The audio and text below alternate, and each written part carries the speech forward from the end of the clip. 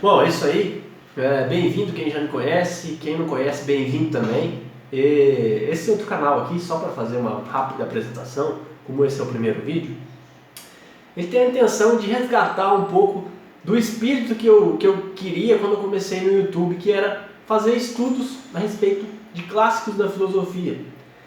E o meu canal principal acabou fugindo um pouco desse caminho. E sempre que eu posto um vídeo tentando fazer um estudo sério sobre metafísica, um estudo sério sobre algum clássico da filosofia, acaba não tendo muita visualização, é uma coisa que acaba prejudicando o meu canal também. Então eu estou tirando de lá todos os vídeos que fazem referência a estudos e tudo mais, porque isso não é o que o grande público quer. E não vou mentir, a pretensão daquele canal é um dia que eu consiga, sei lá, receber algum dinheiro, não ficar rico, não é nada disso, mas receber algum dinheiro dando opinião, que também é uma coisa que eu curto fazer. Só que uma coisa que eu queria muito fazer no YouTube e eu tô deixando de fazer, isso uma coisa que é ruim, é fazer estudos sérios a respeito de filosofia, aprofundados, e esse canal aqui vai ter essa intenção. Então não tenho nenhuma pretensão de fazer vídeos curtos, e sim vídeos com qualidades. Também não tenho nenhuma pretensão que esses vídeos atinjam muitas visualizações. A intenção aqui é que eu conheça cada uma das pessoas que chegarem a esses vídeos. Então se você chegou aqui, deixa seu alô, entendeu? Se você viu o vídeo inteiro, comenta a respeito da discussão, do assunto, né, que está sendo falado. E agora, já feita essa apresentação, vamos direto ao assunto. E nesse vídeo nós vamos falar sobre uma das obras mais famosas do David Hume, Investigação sobre o Entendimento Humano, que alguns chamam de Tratado sobre o Entendimento Humano, e não sobre a obra inteira. Também não tem essa pretensão, porque falar sobre uma obra inteira em um vídeo, acho que seria uma coisa assim muito pretensiosa, né? Como você vê vídeos na internet de 10 minutos para resumir a história de um filósofo, sabe? Você deixa faltando muitas coisas. Então, eu escolhi um capítulo específico que me chamou muita atenção, que eu achei muito interessante, para falar a respeito dele e aprofundar nele, né? Nem é no capítulo inteiro, o capítulo é dividido em duas partes, eu vou falar só da primeira parte. O nome do capítulo é Da Ideia de Conexão Necessária. Da Ideia de Conexão Necessária. Então, só para falar um pouco do livro aqui, Investigação sobre o Entendimento Humano, ele, basicamente, o título já disse bastante a respeito do que está falando. Para quem não sabe, né, e está aqui conhecendo David Hume agora, ele era um empirista, ou seja, ele acreditava que o conhecimento era atingido através da experiência, como se fosse aí ele herdou o conhecimento de Locke, né, de que o homem nasce como uma tábula rasa, uma folha em branco, que a experiência vai fazer o homem ter a sua vivência, conhecer as coisas, e só os sentidos, né, que fazem a experiência tá aí, né, entende? Não é a razão, então ele descarta a razão como sendo o principal fato de conhecer o mundo e ver a verdade, e exalta o conhecimento empírico, né? O conhecimento pela experiência. Então, a respeito dessa contextualização aí do David Hume, nós vamos comentar um pouco sobre esse capítulo, que é o capítulo 7, da ideia de conexão necessária. Eu até escrevi aqui, capítulo fodão. Então, ele divide o livro em vários capítulos, e esses capítulos são divididos em várias numerações que são feitas assim. Ele discorre sobre certos pensamentos de acordo com o tema principal do capítulo. Então, Hume começa o capítulo fazendo uma comparação entre as ciências matemáticas e as ciências morais. Suquinho de uva. Então ele diz que as ciências matemáticas, de certa forma, é mais simples, porque elas são exatas, né? Você consegue ter uma prova de que aquilo está certo, é verdadeiro. Já as ciências morais não é tão simples assim. E eu vou até ler aqui alguns pedaços que eu grifei quando eu li, para que vocês consigam ter esse entendimento também. E vou comentar também, sempre que sentir necessário comentar a respeito do grifo que eu fiz, vou fazer isso. Então vamos lá. Quando ele fala aqui das ciências morais, ele diz o seguinte: os sentimentos mais sutis do espírito, as funções do entendimento, As diversas agitações das paixões, embora realmente diferenciados entre si mesmos, esquivam-se facilmente de nós quando os examinamos para reflexão e temos o poder de recordar o objeto original tão frequentemente como temos ocasião de contemplá-lo. Dessa maneira, a ambiguidade se introduz gradualmente em nossos raciocínios. Objetos semelhantes são facilmente considerados como idênticos e a conclusão torna-se, afinal, muito afastada das premissas. Ele está querendo dizer, então, que quando você vai raciocinar sobre a ciência moral, o que é a moralidade, como você pode entender de fato o que é certo, o que é errado e o que determina o que é certo e o que é errado, que é uma coisa muito importante, que está ligado ao conceito de liberdade, porque liberdade nada mais é, né, o meio termo entre certo e errado, até onde você pode fazer o bem, até onde você pode, digamos, até onde que está certo o que você está fazendo, e aí vai determinar a liberdade, porque se você sair digamos, dessa virtude de liberdade, você vai acabar fazendo errado e você vai estar agindo fora dos seus limites éticos e morais, né? Que seria as ciências morais. Então ele diz aqui no finalzinho do grifo, e a conclusão torna-se afinal muito afastada das premissas, que seria então concluir o que é uma ciência moral é uma coisa muito mais complicada do que concluir o que é uma ciência matemática, porque a matemática ela é exata. Cálculos te levam a resultados verdadeiros, porque eles mesmos provam, né, a si mesmos. De matemática eu não entendo absolutamente nada. De filosofia eu entendo um pouquinho e estou procurando entender mais. Então vamos lá. Ele continua o capítulo fazendo algumas outras observações sobre as ciências morais. Se as ideias morais tendem, a menos que se tenham grande cuidado, a cair na obscuridade e na confusão, as inferências são muito mais curtas nessas pesquisas, e os passos intermediários que levam à conclusão, bem menores que os da ciência que trata da quantidade de número. Coisa que a gente já comentei aqui, né? Então, seguindo aqui, uma observação muito interessante que ele faz a respeito dos poderes, que também estão ligados aí às ciências morais, que ele vai falar mais no capítulo sobre as ciências morais do que as matemáticas. Prestem atenção. Não há ideias mais obscuras e incertas em metafísica do que as de poder, força, energia ou conexão necessária, as quais necessitamos reportar-nos constantemente em todas as nossas inquirições. Tentaremos, portanto, nesta sessão, estabelecer, por este meio, remover parte da obscuridade tão lamentada deste gênero de filosofia. É o seguinte, Hume vai dizer, em outra parte anterior aqui no livro, ele dá um exemplo que ficou bem marcado em mim. Por exemplo, um pão. Pense num pão. Como que você pode ter certeza do poder de nutrição que tem nesse pão? Só pela experiência de ter comido outros pães semelhantes. Tem como fazer isso? Vamos aqui então supor que esse pão que você está olhando, está imaginando, parecido com os pães que você já comeu, tem ali alguma erva ou um veneno que não dá para perceber, só quando você comer e sentir o resultado disso. Então, existe uma deficiência muito grande nos poderes. Nós não conseguimos prever os poderes das coisas, muito menos saber de onde o poder de mexer as coisas vem, por exemplo. Você consegue, por exemplo, mexer o seu corpo, mas você não consegue voltar para entender de onde que vem o poder de mexer o seu corpo. Ele vai falar a respeito disso mais adiante. Mas o exemplo do pão e da comida, por exemplo, pensar que aqui é um copo de suco de uva. Assim como pode ter outro suco de uva, mas pode ser que ele tenha um veneno que eu não perceba. E aí eu tomo e morro. Achando que o poder de nutrição vai ser igual aos outros copos de uva que eu tomei e nunca morri. Aliás, estou viciado nesse suco de uva. Então ele continua falando a respeito da limitação de saber sobre os poderes, independente da experiência ou da razão. É uma coisa muito difícil de se ter ciência de como que aquele poder vai agir sobre nós, seja qualquer tipo de poder, não só de nutrição. Aí ele continua, vamos ler esse grifo aqui.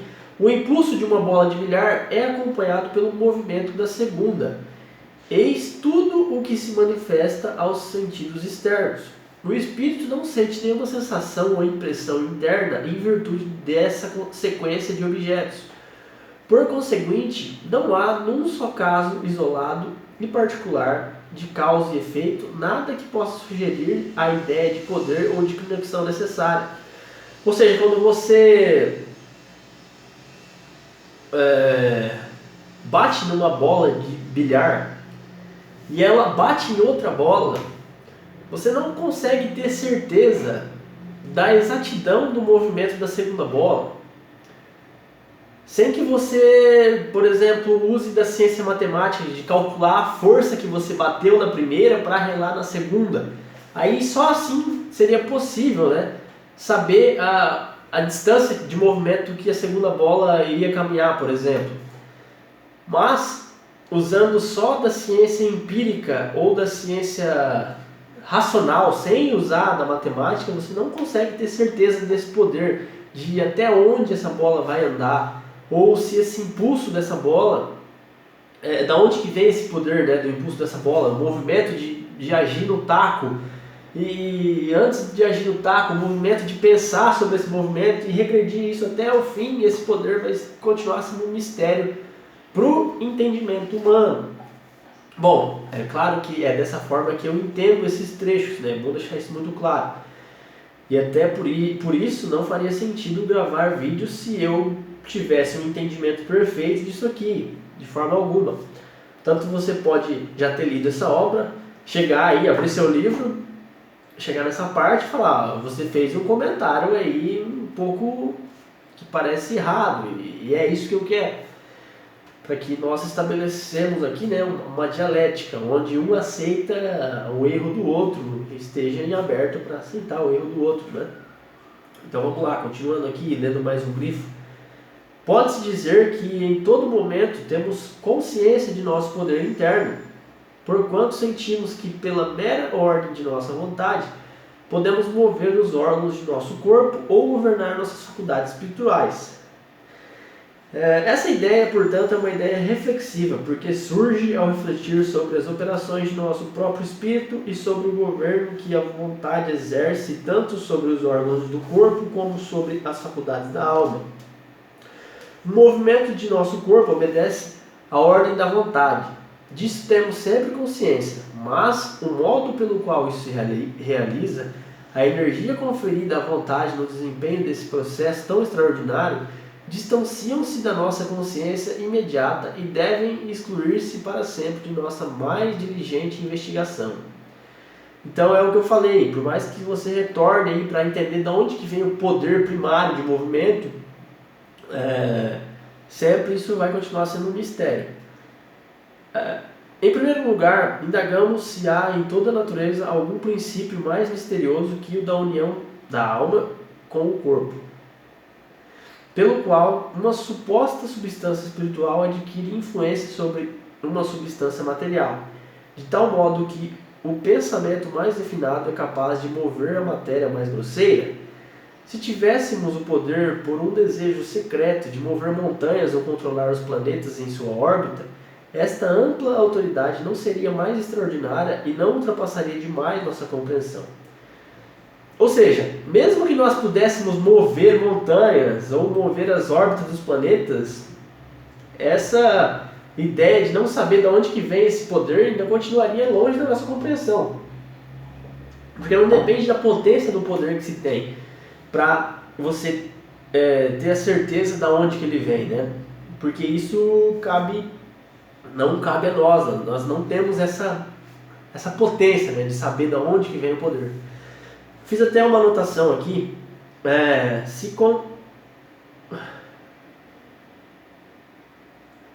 se conhecêssemos o poder originário das nossas ações, conheceríamos todos os seus efeitos previamente, né? Então assim, mesmo que nós pudéssemos mover uma montanha, puf, aquela montanha vai cair. Caiu. Eu não poderia ter certeza da consequência disso. Mesmo que eu tivesse poder para isso, eu não teria certeza, por exemplo, que aquela montanha ia cair em cima de quantas árvores. Eu não teria certeza quantas formigas iriam morrer lá no chão, ou quantas lagartixas iriam morrer lá no chão. Eu não teria ciência total do efeito que iria causar esse poder. Então, se eu soubesse de onde que vem esse poder que eu tenho de mover uma montanha, de derrubar uma montanha, eu também saberia a consequência que faria, a consequência exata, como é a ciência matemática, de ter derrubado essa montanha e tudo que ia causar, entende? Então é um pouco complicado de compreender, é assim. É por isso que eu fiz outro canal para isso, porque lá ninguém tá afim de ver isso. Então, chegando os malucão aqui, sejam bem-vindos e vamos nessa. Vamos nessa que o negócio não é fácil mesmo. Não é para ser fácil, é para ser interessante. Então vamos lá, eu anotei aqui outro grifo e marquei como ótimo. Logo que o espírito quer certo evento, imediatamente outro evento é gerado. Então quando você quer beber um copo de suco de uva, o evento que é gerado é pegar a mão, levar à boca, o suco descer até você, agir a nutrição sobre você, depois você vai dar uma mijada e o suco vai embora, entendeu? Então, uma ação gera várias consequências. Lembra de novo, logo que o espírito quer certo evento, imediatamente outro evento é gerado, que ignoramos e que é totalmente diferente do evento visado. Esse evento gera outro, igualmente desconhecido, até que finalmente, através de uma longa sequência, o evento desejado é gerado. Mas se sentisse o poder original, deveríamos conhecê-lo. Se o conhecêssemos, deveria-se conhecer também seu efeito, visto que todo poder é relativo a seu efeito. Coisa que já estávamos falando aí do exemplo da montanha. Então é isso, né? Vamos ver o que tem mais aqui que eu anotei. Não tem outra parte como importante. Que seu movimento obedece à ordem da vontade é um fato da experiência corriqueira, igual a tantos outros eventos naturais. Mas o poder ou a energia que o realizou, do mesmo modo que em outros eventos naturais, é desconhecido e inconcebível, coisa que também já foi falado aqui. Então, basicamente, né, também para não ficar um negócio muito chato, que vídeo muito longo é chato, já ficou longo pra caramba. Agora soltando o livro, né, eu li as partes mais importantes que já dá para ter uma boa compreensão do que fala ali nesse capítulo, né, que fala aí como que é o nome do capítulo mesmo? Já até me fugiu o nome, eu vou ver aqui, peraí. O negócio desse canal é ser assim, entendeu? É ser dessa forma, ser espontâneo, tranquilo. Caramba, perdi o nome do capítulo, mas nós acha, paciência. Da ideia de conexão necessária, né? Conexão necessária, acredito que ele esteja falando da relação dos poderes com as ciências morais. Então, se nós soubéssemos, resumindo, né? Se nós soubéssemos a força dos nossos poderes, da onde que ele vem e a consequência deles,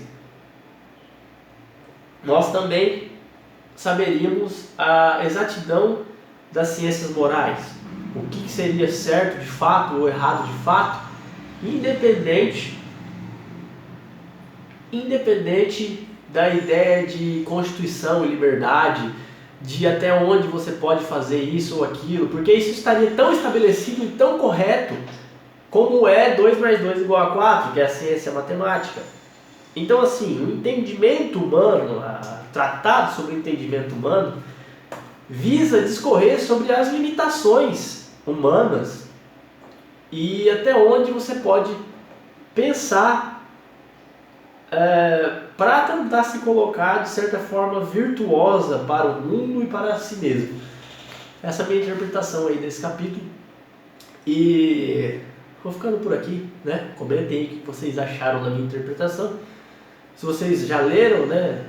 Sejam bem-vindos. Se não leram, sejam bem-vindos também. É isso aí, beleza? Então valeu, muito obrigado. e até o próximo vídeo aí.